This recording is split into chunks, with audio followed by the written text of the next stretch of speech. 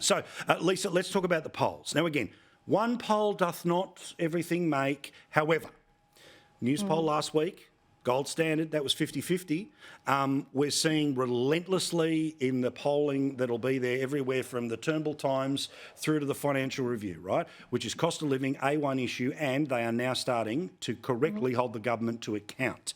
Again, I don't know what happens in the next few weeks, but this poll was out and about while the sky was falling in because Peter Dutton wasn't going to do what the Greens want to do on climate change. Guess what?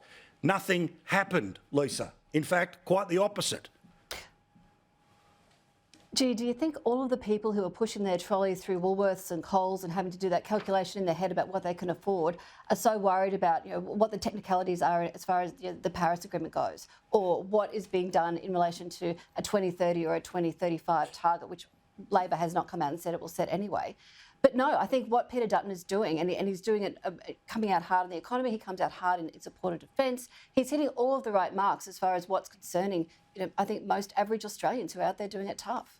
Yeah, I mean, again, James, the Resolve poll in particular is murky about things like One Nation. One Nation, however, has gone up in the polls in the places that actually are straight out and give you an opportunity to be counted. We've seen before a couple of points here, a couple of points there, about 7% nationally right now. They put you in with other, right? So it's everything from the Victorian Socialists to the Teals, One Nation to the Australian Democrats. However, it does seem like, well, not just gloss is gone, but people are now stepping back from openly saying I'm all in on this government, and that is the beginning of either a lesson learnt by the government or the beginning of a change that once it starts, doesn't get undone. Yeah, there's a lot to be said for the path that Peter Dutton seems to be treading right now. He's going down a very distinct path where he wants to form government at the next election, and he actually has policy that is starting to resonate with the Queensland and national voters out there.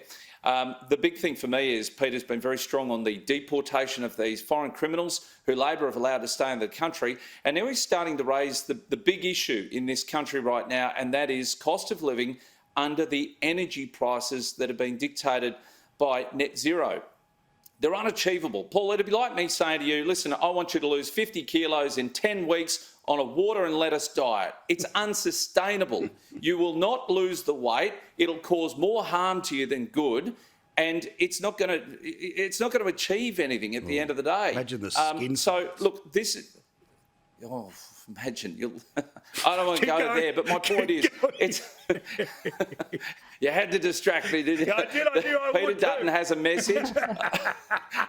The message is clear from Peter Dutton, finally, and I'm glad to see the majority of the people within his own party are starting to back him finally, and I think the Australian people are also starting to do it. So I think he's on a winning streak here. If he keeps this up, he'll destroy Labor at the next election, and One Nation will make sure that we put Labor and the Greens last, which will help him get across the line.